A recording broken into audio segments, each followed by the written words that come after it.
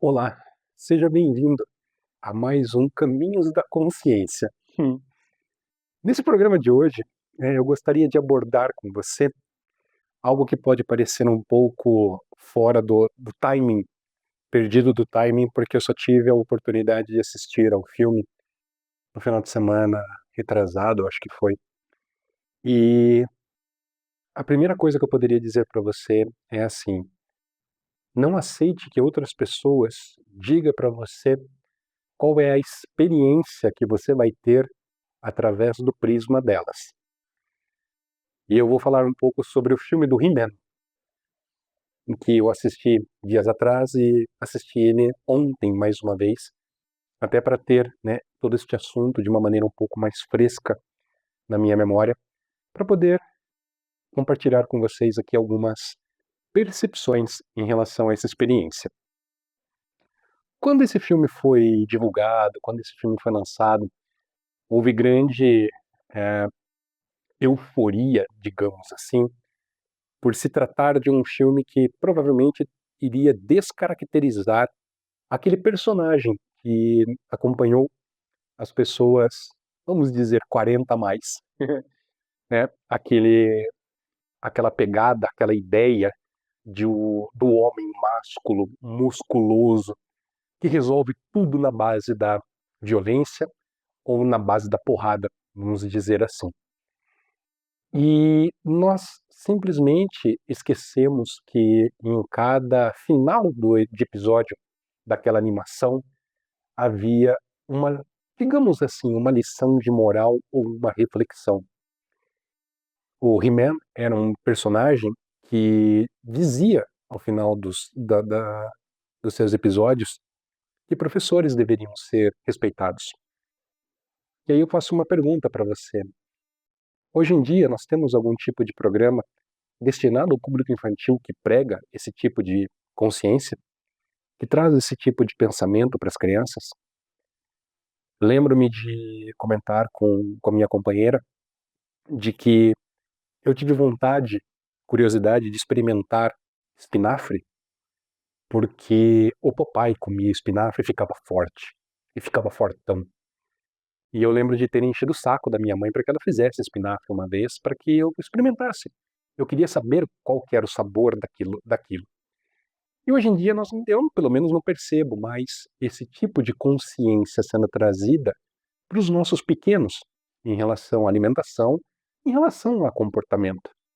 Hoje parece que quanto mais desrespeitoso for o relacionamento entre crianças e adultos, mais levados a uma agenda esquisita parece que, né, se fortalece.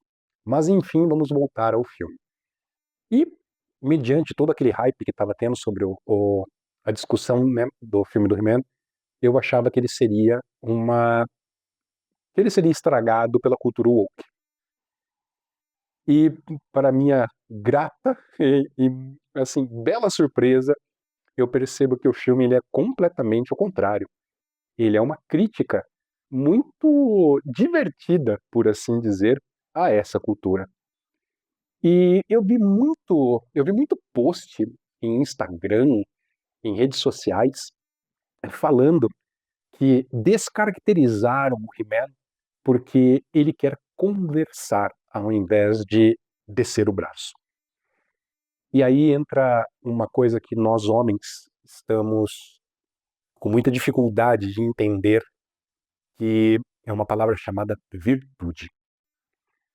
A virtude, ela se dá, ela se experimenta, ela se desenvolve quando nós conhecemos ambos os lados de uma energia, de uma força. Então, eu não posso ser uma pessoa, eu não posso ser um homem equilibrado se eu não conheço o desequilíbrio. Eu não posso ser um homem bondoso se eu não for capaz de fazer o mal. Eu não posso controlar a minha força se eu não for capaz de ter uma força. Vamos trazer isso para professores de artes marciais. São pessoas que têm a total capacidade de te derrubar em 5 segundos, mas preferem assim não fazer. Da mesma maneira que, vou dar um spoiler, se você não assistiu o filme, não pare de ouvir por aqui, mas contém spoilers, né, esta reflexão. Mas em um determinado momento do filme, o, o esqueleto fala para o He-Man que ele não sabe utilizar a força que ele tem. E naquele momento o He-Man fala, eu sei, eu só escolho não usá-la. Então a virtude que existe nessa frase, nessa pegada do filme, é exatamente essa. Eu reconheço a força que eu tenho, eu sei que eu posso resolver as coisas na porrada, eu sei que eu posso resolver as coisas na força bruta, mas eu escolho conversar. E a partir do momento que a conversa não resolve, aí eu utilizo de uma outra força para resolver aquele problema. Então, o próprio mentor, no decorrer do filme, ele fala para o Adam, né, na hora que eles estão em um momento onde eles estão conversando, de que um homem de verdade é aquele que está disposto a se sacrificar pelo bem maior. É o cara que ele vai lutar contra o inimigo, não porque ele quer ver o fim do inimigo, mas porque ele precisa proteger e quer assim fazer por sua família. Eu protejo a minha família, eu não quero a derrota, a derrocada, a morte, né, a eliminação do meu inimigo, mas eu quero preservar aquilo que eu amo, as pessoas com quem eu me importo. E nesse momento, como diz o próprio mentor, não é o poeta que vai salvar, é o guerreiro. É a pessoa que sabe que pode gerar violência, mas escolhe não fazê-lo. E quando a gente traz isso para essa nossa energia masculina que anda tão, mas tão maltratada, tão mal vista, mal, como é que eu posso dizer assim, maldita, é isso que nós precisamos entender como homens, que nós podemos ser amantes e podemos ser guerreiros. O que nós precisamos entender é quando colocar um e quando colocar o outro em prática. Porque tem muita gente aí que acha que amar é ser o violento. De que eu vou amar sendo o cara que impõe esta energia para a mulher para controlar as pessoas que eu amo. E não é por aí. Quando nós estamos na energia correta, nós sabemos quando e como utilizar esta força bruta para um bem maior e não para destruição. E o filme do He-Man, ele traz muito desses conceitos da virtude. Ele traz muito essa ideia do eu posso usar a força bruta, mas eu escolho conversar. E para muito homem desequilibrado hoje em dia, quando a gente fala sobre essa coisa do conversar, muitos vão dizer assim: nossa, você é fraco, você não sabe resolver as coisas, a gente tem que resolver tudo na base da porrada porque é assim que se é homem. Não, meu amigo, não é assim que nós deveríamos conduzir as nossas vidas e as nossas energias. Ah, quando a gente fala sobre os arquétipos masculinos e que o He-Man ali ele traz muito desse arquétipo do guerreiro, né? A, a ideia do vamos conversar e tentar resolver isso na base do diálogo, ela demonstra uma pessoa equilibrada. Porque eu sei que eu posso, de repente, resolver as coisas através de um diálogo, mas quando não há o diálogo, quando o diálogo se torna impossível, nós então utilizamos de uma outra maneira de resolver aquele problema. E eu não estou falando que você vai sair do diálogo e você vai diretamente para a violência. Não é isso. Mas em determinado momento isso se faz necessário. Você pega o personagem do esqueleto, onde o esqueleto ele fala que ele gosta de ser ruim, que ser vilão é uma delícia, de que não há nada dentro dele que seja bom e que o He-Man não vai tirar dele nenhum tipo de pensamento ou de reflexão que o faça tentar buscar algo nobre dentro dele. Ele simplesmente diz: eu gosto de ser ruim. E quando você tem esse tipo de atitude, e quando isso realmente representa um perigo, como que você vai resolver isso se não for na mesma linguagem dessa pessoa? Então, o caminho da consciência hoje, ele não quer falar sobre seja violento, bata nas pessoas. Mas a gente tem que entender que nem tudo se resolve na conversa e nem tudo se resolve na porrada. Mas que nós devemos ter a consciência de quando utilizar uma energia e como utilizar uma outra energia. Então, por um exemplo, nós poderíamos pegar a energia da raiva e dizer assim: você precisa parar de ficar fazendo ou achar que este não é o seu momento, levantar a bunda da cadeira e fazer o que você precisa fazer. Muitas pessoas podem entender isso como uma forma violenta de você falar, enquanto outras podem entender isso como uma motivação. Mas nós poderíamos também dizer que, enquanto você espera o momento correto para iniciar alguma coisa na sua vida, a sua vida está passando e nada está mudando. Então, por que que você não toma por que que você não pega o poder da tua vida, não toma o poder da tua vida em suas mãos e inicia, mesmo com dificuldade, mesmo pensando que você não vai conseguir, mesmo com desafios, com dificuldades? Por que que você não pode fazer o que você precisa fazer no momento que está apresentado à sua frente? Então, a grande consciência que eu acho que esse filme nos traz é exatamente o exercício dessa virtude que o príncipe Adam, né, tem. Durante o filme é mostrado ele, um menino pequeno, um menino que ele sofre bullying, ele é um cara subjugado, ele é um cara que ninguém bota fé nele, né? Como diria um tio que eu tenho, né? É aquele menino que você olha assim e você fala: não vai vingar". E na trama do filme, né, ele vem parar aqui no planeta Terra, ele sai de Eternia e vem parar aqui na Terra, e ele cresce lembrando de suas origens, de onde ele veio. Ele, inclusive, ele conta, né, essa história para aquelas pessoas que já viram o filme, né, ele conta essa história numa mesa de um restaurante para uma garota que aparentemente, né, ele tem algum tipo de interesse, e essa mulher olha com cara assim de quem que é esse maluco, né? Quem que é esse doido que está conversando aqui? E ele se mostra fiel às suas raízes, ele se mostra fiel àquilo que ele deseja, e ele quer voltar para aquele lugar.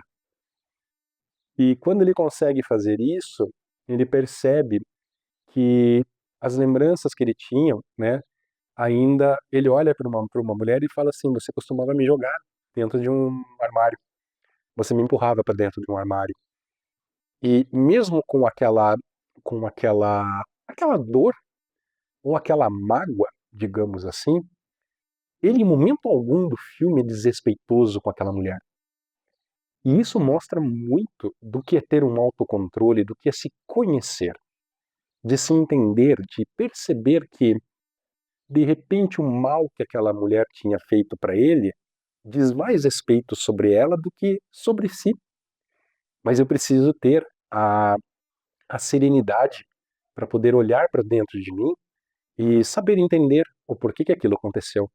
Por que que eu preciso guardar esse tipo de rancor, guardar esse tipo de raiva? E ele utiliza isso para um amadurecimento dele.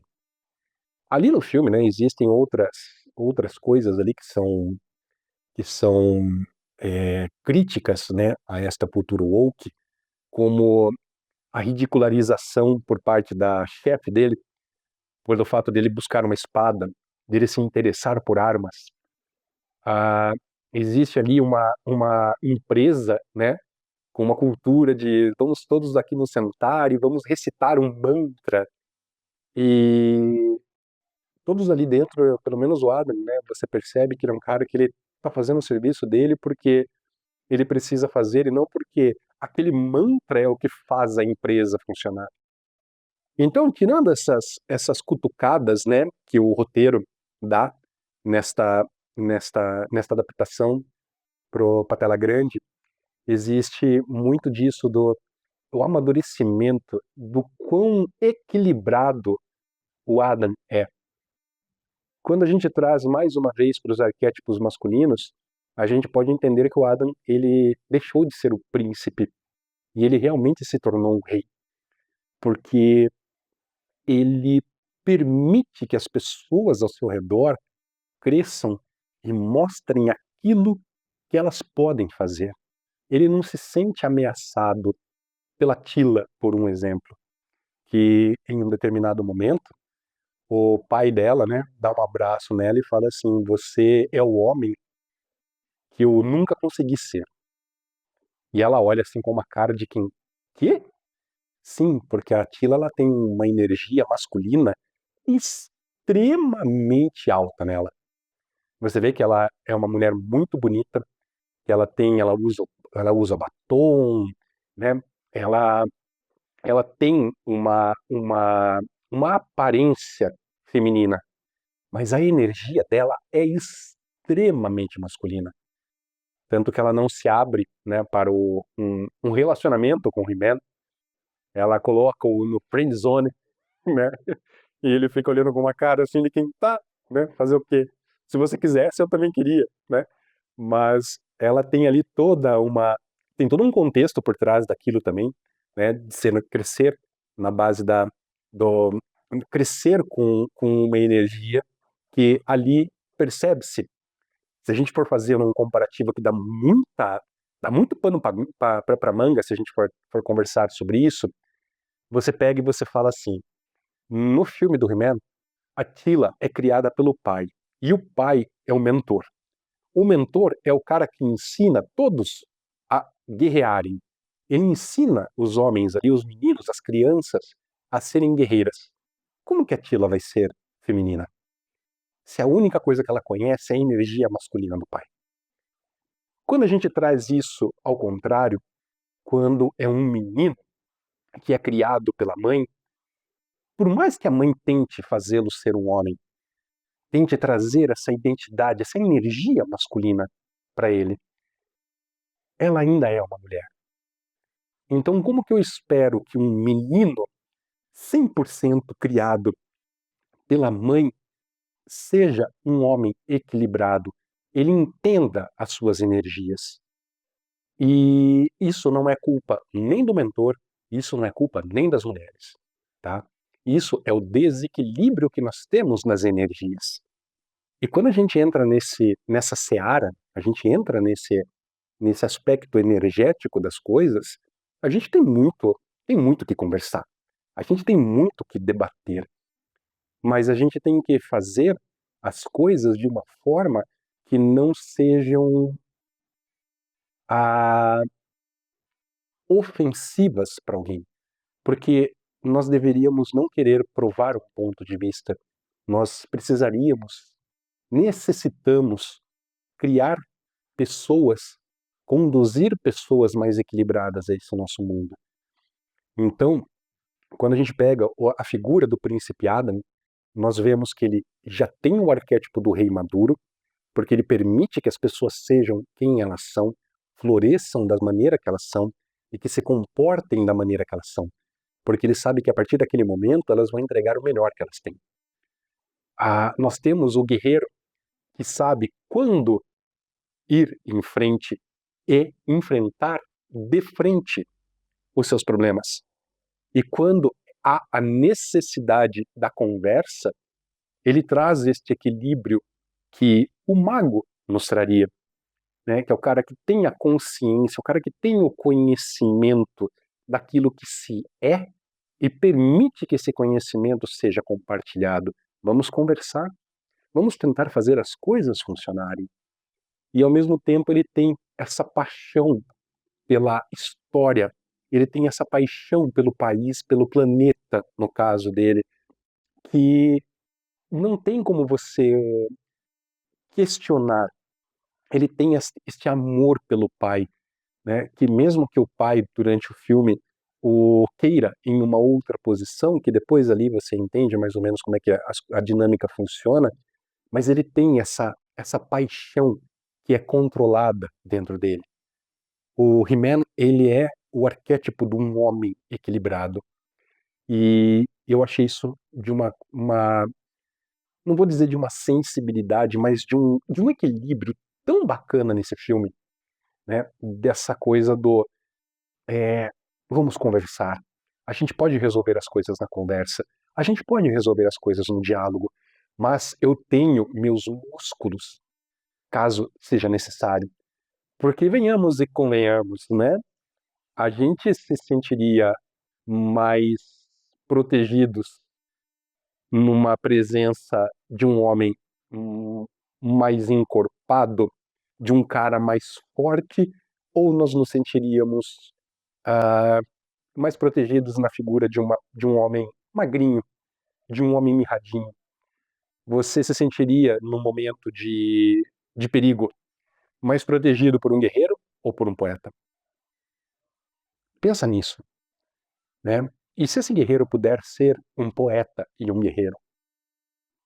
Aí que existe a virtude, né? Quando a gente traz aquela história do índio, né? Do índio conversando com o seu neto, falando sobre o lobo bom e o lobo ruim, que o lobo bom, em tempos difíceis, em guerra, não vai fazer nada, ele só vai prejudicar. Da mesma maneira que o lobo ruim, em tempos de paz, vai trazer caos. E eu preciso saber equilibrar, eu preciso saber quando colocar um em serviço e deixar o outro de canto. Deixar o outro a, não de canto como um excluído, mas como se coloca no seu lugar. Neste momento, eu não preciso de violência, eu não preciso de um ímpeto mais firme para resolver a situação. Eu posso resolver a situação de uma maneira mais leve. Da mesma maneira que, se a situação for o contrário, eu preciso colocar o meu ímpeto mais leve em stand-by e trazer o ímpeto mais firme para resolver aquela situação. E, mais uma vez, eu só queria dizer para você que eu não estou vangloriando ou glorificando violência, mas que em determinados tempos, em determinados momentos, nós precisamos saber quais energias colocar a nosso favor para que determinados obstáculos, para que determinadas dificuldades sejam superadas.